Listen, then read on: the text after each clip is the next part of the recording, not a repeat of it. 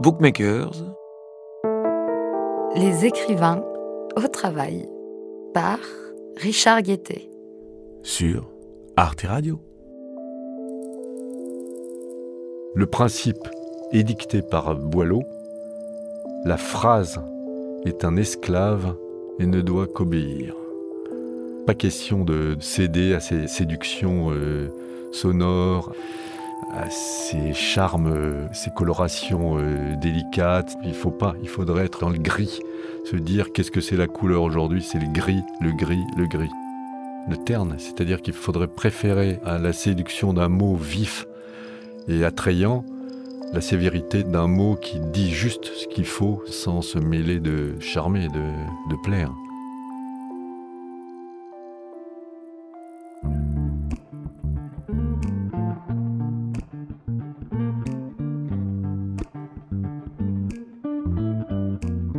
Parmi les obsessions de Bayon, il y a cette quête centrale, celle de l'élément noble. Quelque chose, dit-il, d'un ordre immanent, qui force l'écrivain ou l'écrivaine à se mettre au boulot. Quelque chose qui sauve, coûte que coûte, sans quoi rien ne se fait.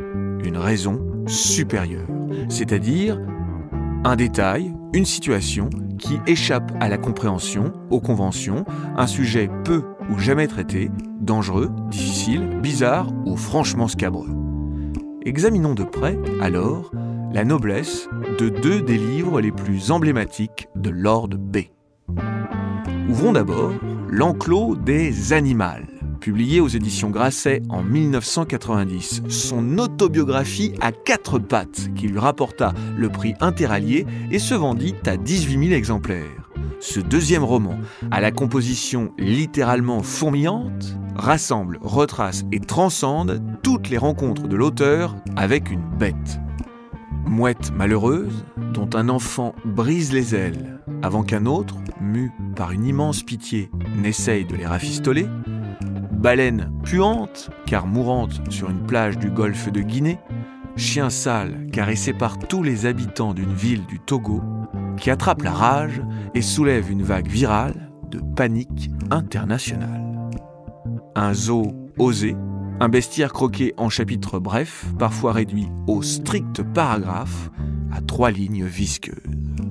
Grimpons ensuite au 7e ciel de Mezzanine, publié en 2009, roman de formation amoureuse et sexuelle, déconseillé aux moins de 15 ans, chichement vendu à 1000 exemplaires. C'est sa version de Barbe Bleue, verrouillée dans un studio cloaque de Pigalle, où le jeune Bayon, vécu pendant 7 ans, des aventures restituées avec crudité, mais sans céder à la fanfaronnade. Le plaisir n'y est jamais consommé, fabuleusement ralenti par une langue asphyxiante qui complique l'approche. Ce n'est pas son but, la performance. Tout le plaisir consiste à s'en priver.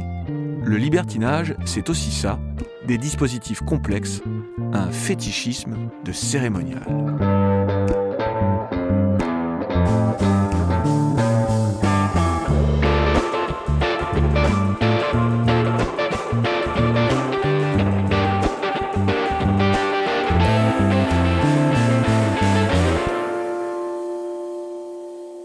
Bayon. Ce qui frappe littéralement dans ce texte, les animaux, c'est votre violence, surtout à l'égard du genre animal. Longtemps, vous torturez les bêtes de bonheur, vous tuez des portées de chatons, vous martyrisez des portées de cafards, en vous montrant particulièrement cruel avec le chien de votre maison, Milou. C'est encore une ruse de votre pacte autobiographique, exprimer le mal. Non, toutes les scènes sont vraies, mais curieusement, elles ne signifient pas ce que vous en retenez. C'est-à-dire, dans le cas de Milou, c'est évidemment un rapport extrêmement aimant à ce chien qui me faisait le traiter avec autant de dureté. Oui, c'est de la haine-amour, mais comme les chiens chasseurs, ils se roulaient dans les excréments, donc ils revenaient en permanence cuirassés de pourriture. Et j'étais le seul à le nettoyer, à prendre soin de lui. Donc, oui, féroce et en même temps très aimant, bizarrement, très lié, comme chien et chat. En interview à la télévision en 1990, au moment de la sortie du livre, vous avez dit « Tous les animaux effleurés et maltraités vont réclamer vengeance ». Mais c'est faux, ça n'arrive jamais dans le bouquin. Si, se venge quand même, si. Ça arrive dès le début. C'est quasiment le projet du livre. C'est la rumeur, le soupçon que tous les animaux communiquent entre eux, qu'il y a une sorte de réseau social inouï, des antennes, des vibrations entre les criquets, les mantes religieuses, et qui vont se venger, les abeilles, les bourdons. Un rêve me vint, un rêve éveillé, tenace. J'imaginais, torturant une couleuvre, démembrant une coccinelle, écorchant un doryphore pour voir, brisant une fourmilière comme nous faisons tous, mettant en déroute un cocon de mouche maçonne, canardant un chien, dépiotant une guêpe, que tout cela, faune blessée, se vengeait. Je voyais la collectivité des insectes, particulièrement et secrètement massacrés par mes soins, prévenu je ne sais grâce à quelle odieuse télépathie, après tout plausible et bien proche de la réalité intuitive des bêtes, leurs instincts, sixième sens, antennes radar, atavisme complexe, se lever contre moi. J'imaginais avec précision ces communautés bafouées se dresser, noires, ondoyantes, dans des bruissements de coques et d'épines, se rassembler au signal et s'avancer en expédition punitive, armée d'élytres, pour me châtier où que je fusse, maculé tel l'œil du roi de gloire pourchassant Caïn tueur de feu. Là, je ne leur échapperai pas, c'en était fait. Moi, j'ai été quand même soigné pour la rage, suite au contact que j'avais eu avec le malheureux Milou que vous évoquiez, qui a empoisonné non seulement votre famille, mais aussi toute la ville, toute la ville de Lomé. Toute la ville, oui. Donc, il y a un retour qui est la rage. Et ça veut dire 21 piqûres dans le dos ou dans le ventre de sérum antirabique. Et quand on est enfant, on n'aime pas. Ce qui est un peu plus que le Covid, en effet. Oui. Une question sur ce pseudonyme, Bayon.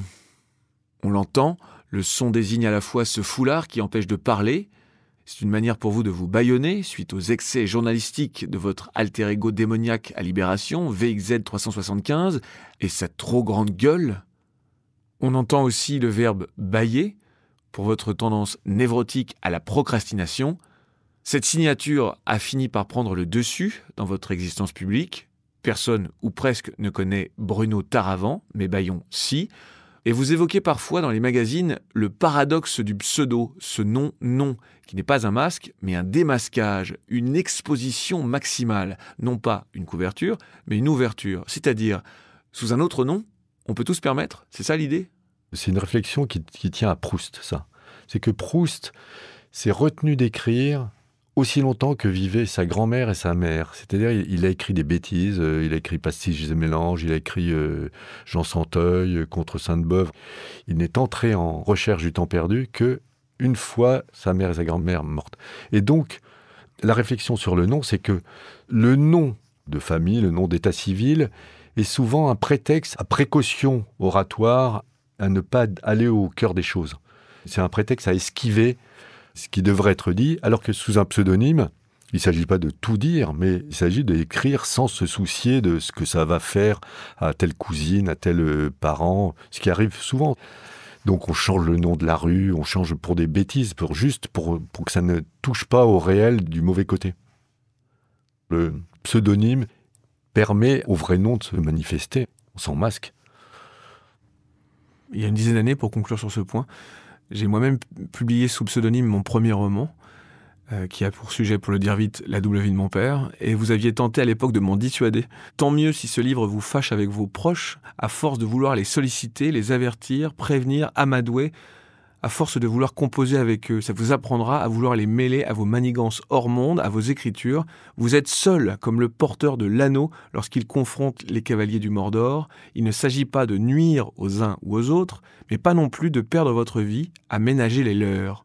L'objet livre est un impératif catégorique, et là vous citiez Kafka, le livre est la hache qui doit briser la mer gelée en nous, et donc, on l'entend, la mère, M-E-R-E, la maman. Diable. Ouais, je vous ai vraiment écrit. D'ailleurs, au fil de notre correspondance, vous m'avez donné plusieurs conseils précieux que je vais partager ici. Il y a celui-ci.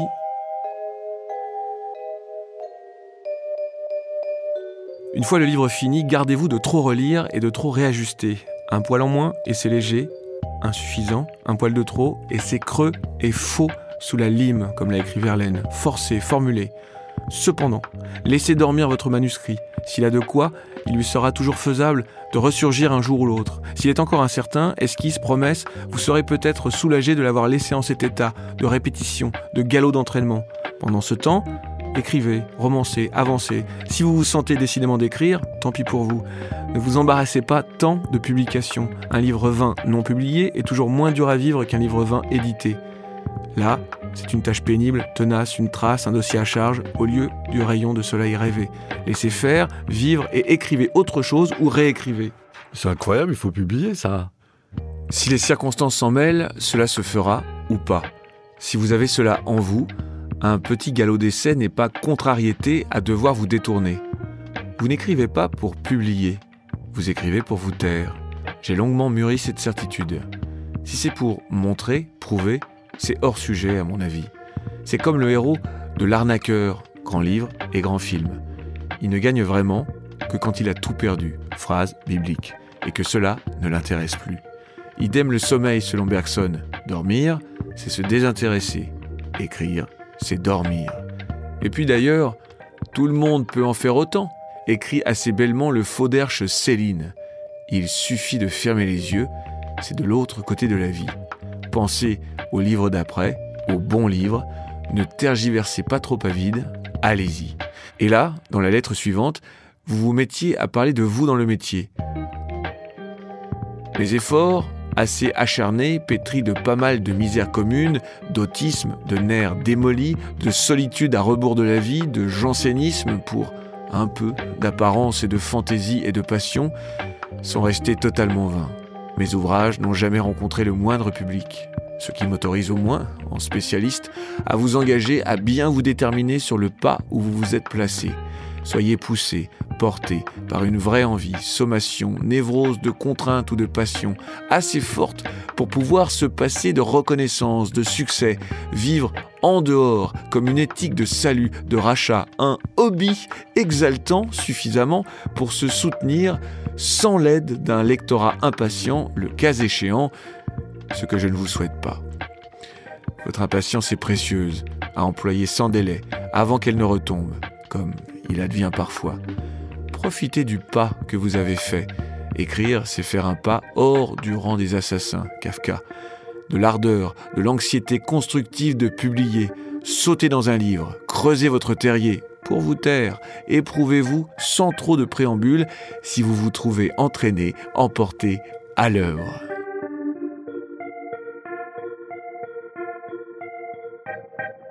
J'ai du mal à me reconnaître, c'est vrai, je suis assez quand même bienveillant, c'est bien. Vous me recommandiez aussi de pratiquer un peu de psychanalyse, mais pas trop, juste de quoi identifier et fixer 2 ou 3 tumeurs névrotiques, un peu de natation, sédative et rassénérante, et un peu de lecture spirituelle, l'enseignement de Bouddha.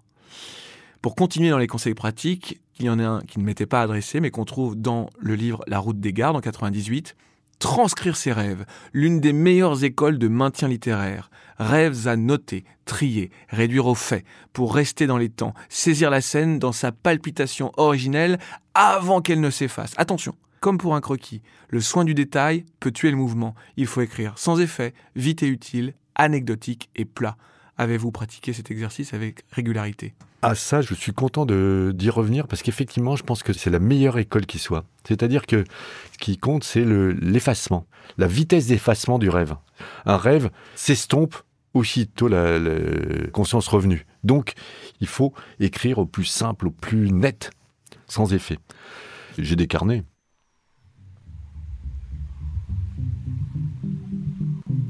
Nous étions dans une maison à la campagne, une sorte de petit ranch.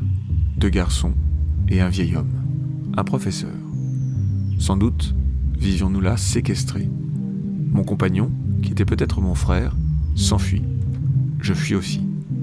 Je passais dans une pièce de l'autre côté du couloir, qui m'était peut-être interdite.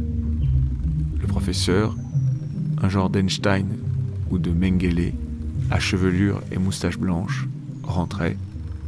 Il n'était pas seul. Un détail peut être parlant, alors si on ne l'avait pas écrit, on ne le percevrait pas. C'est une très très bonne école de maintien, une gymnastique rythmique parfaite. Einstein, ça veut dire une pierre en allemand. Ah oui, la pierre de l'accident. La pierre qui fait trébucher, tomber, comme lors de ma chute à vélo dans le col du Tourmalet.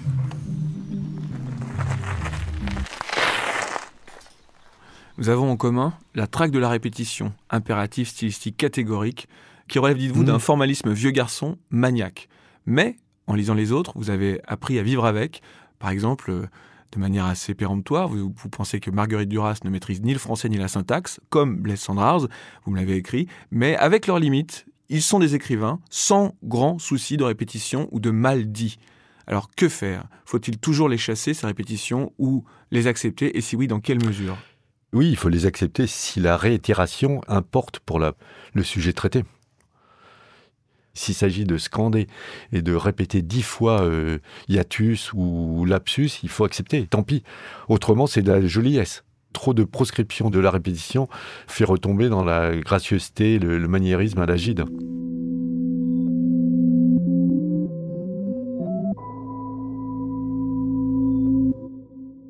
Bayon, vous avez vécu dans un petit appartement sordide de Pigalle de 1979 à 1986, de 28 à 35 ans. Théâtre d'ombre d'un volume à haute teneur sexuelle déconseillé aux moins de 15 ans. Son architecture littéraire est verrouillée à huis clos via ce lit en hauteur et ce studio. Vous vouliez parler crûment de sexe, sans ombre, avec prose et animalité. Mais vous ne vouliez pas, c'est heureux, d'une liste de victoires. J'ai séduit telle et telle fille, ce qui n'aurait aucun intérêt. C'est plutôt, dites-vous, des échecs, du gaspillage, des impasses. Comme dans les rêves, les situations sont abracadabrantes, mais on ne consomme jamais, le plaisir est retenu, ce n'est pas mon but, la performance, tout le plaisir consiste à s'en priver. Solange ne voulait pas baiser, semblait-il évident. En tout cas, toutes mes velléités et ruses pour contourner cet écueil du niette fessier, bisous avec la langue, branlage, lèche, immixtion, enfilage graduel, toutes mes tentatives devaient-elles se solder par le fiasco. Même l'onanisme télépathique n'allait pas sans mal.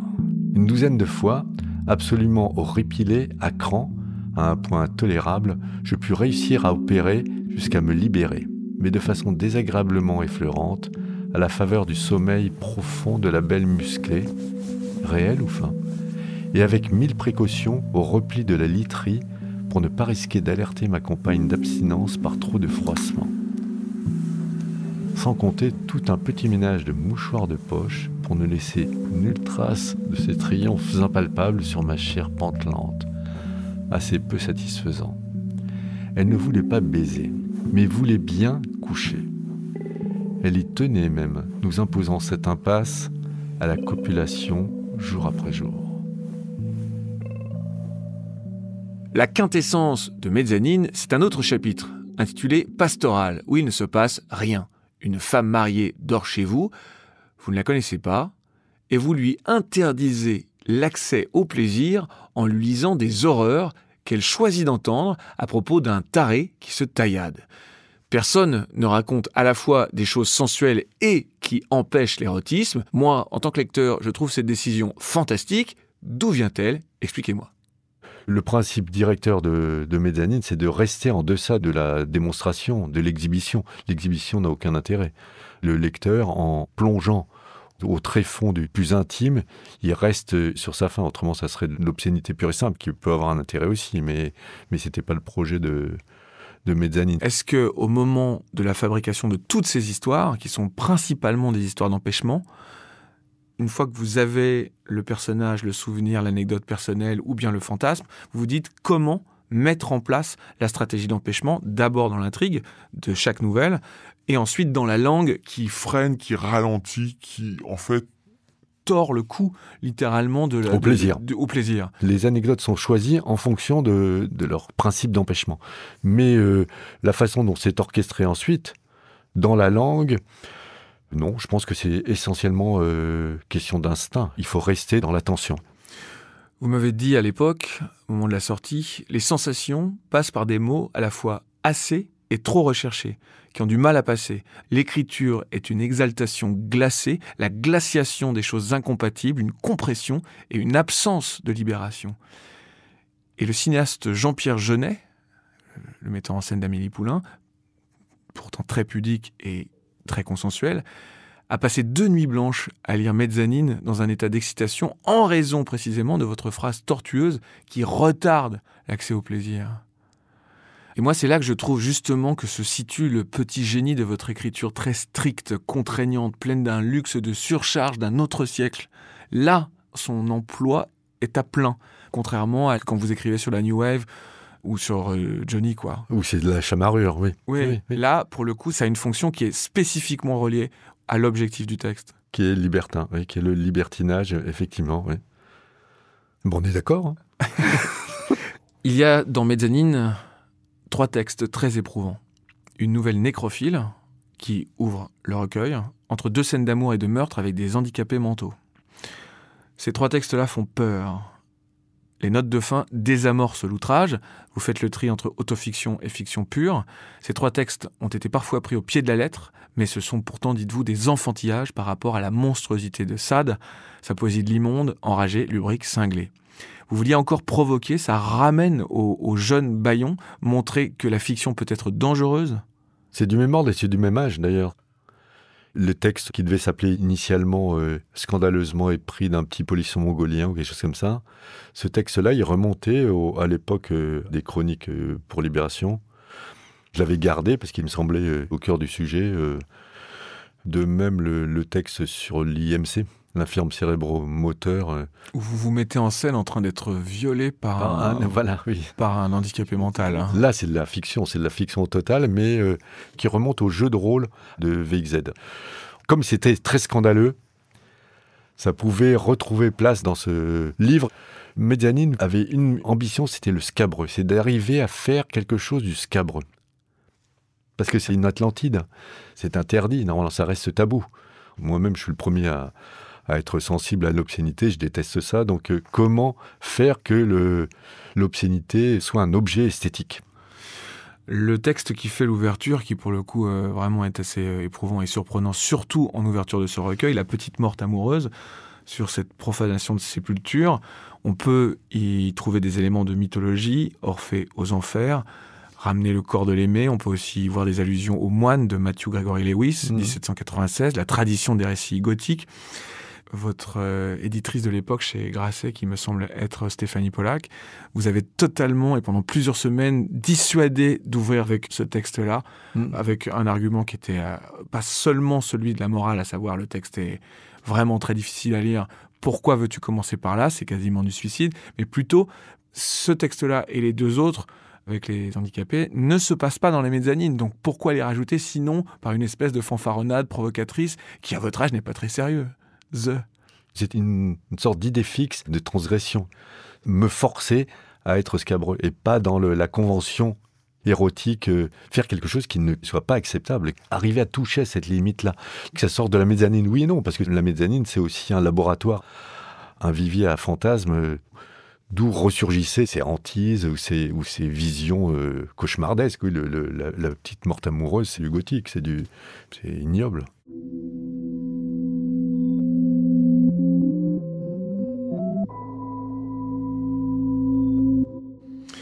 J'aimerais savoir quelles ont été, pendant 30 ans, vos relations de travail sur le texte avec vos différents éditeurs ou éditrices, chez Grasset et plus récemment chez Fayard. Est-ce qu'un esprit tel que le vôtre, maniaque et pointilleux, prompt à l'épreuve, se laisse facilement corriger avant la fin ou sur épreuve, justement ? Mais j'ai eu très peu de corrections, en fait. Je pense que c'est pas très corrigeable, je sais pas comment on dit.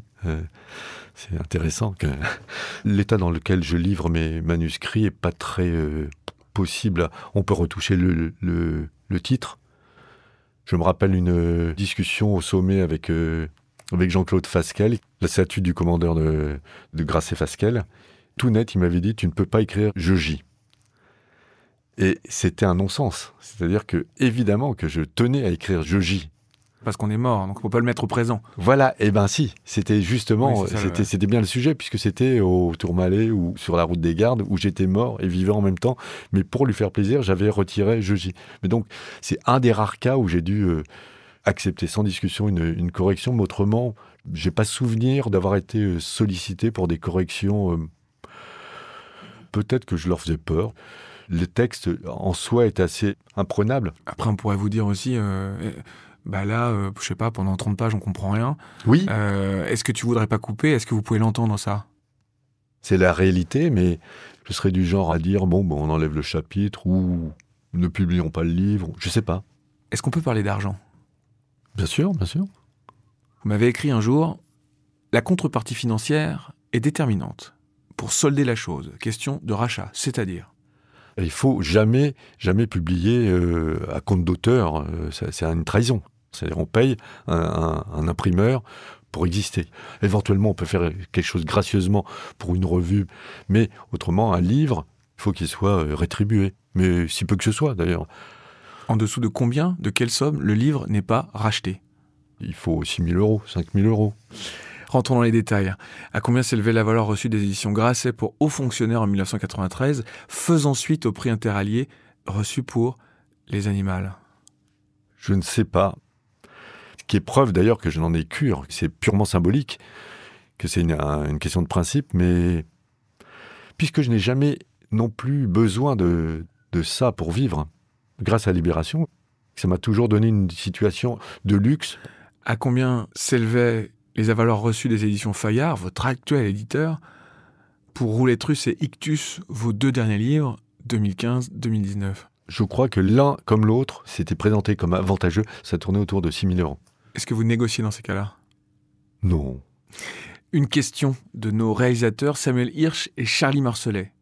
Quel est le son du réel qui correspond le mieux à votre œuvre, à votre univers littéraire ?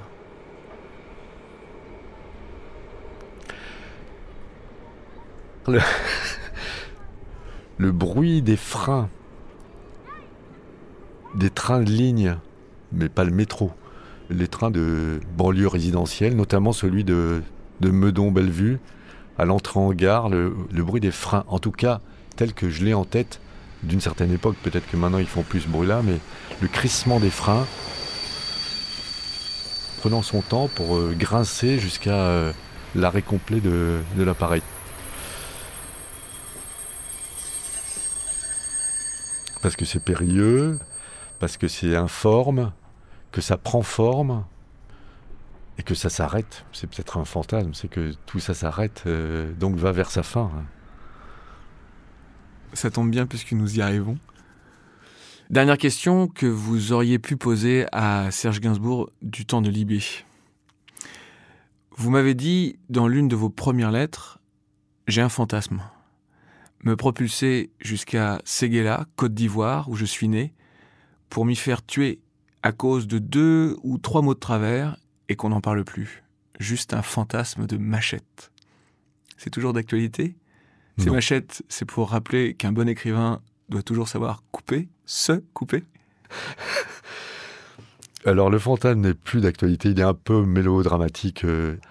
Quant à la machette, coupe-coupe, pour la coupure, oui, ça je suis d'accord. Gardons le fantasme pour la bonne cause. À la fois élaguer les phrases et, comme on dit en analyse, rester sur la coupure qui arrête la séance.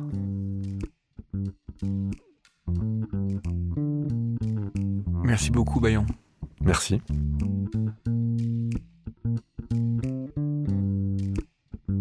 Une dernière histoire. Quand je lui ai téléphoné pour cet entretien, Bayon s'est comparé à un navire en cale sèche. Plus de vision, plus de jus, plus d'illusion, plus d'envie. Je pourrais publier des livres, mais à quoi bon ? L'inspiration, derrière laquelle il faudrait courir avec une massue, comme le préconise Jack London, n'est plus. Pourtant, les tiroirs de Bayon débordent de livres fantômes. 9 volumes, 9 sur le suicide de son frère. Le récit d'une bagarre entre 2 rivaux amoureux. L'histoire d'un féminicide entre Orsay et Manosque. Ou Côté journalisme, la version augmentée de son interview de Hubert Selby Jr. avec 8 lettres inédites de l'auteur de Last Exit to Brooklyn et le récit de leur colocation à Paris, près du canal de l'Ourcq. Avis aux amateurs. Chères auditrices, chers auditeurs, merci beaucoup, d'être si nombreux, si nombreuses à écouter Bookmaker, les écrivains au travail, sur Arte Radio ou votre application de podcast préférée. Très grand merci à mes collaborateurs exceptionnels, Charlie Marcelet pour la réalisation et le mixage, Sarah Monimard pour la prise de son et le montage, Sylvain Cabot pour l'illustration, ainsi que Samuel Hirsch pour les musiques originales et ce solo de guitare fantastique que vous entendez en ce moment même. Alerte! On ne se retrouvera pas, non, le mois prochain, car toute l'équipe de Bookmaker a besoin d'une pause pour revenir plus forte en 2022. Et préparer, notamment, un étonnant spectacle radiophonique inspiré par ce programme et qui sera présenté pour la première fois le vendredi 28 janvier à Brest, au festival Longueur d'onde, si le variant sud-africain le permet.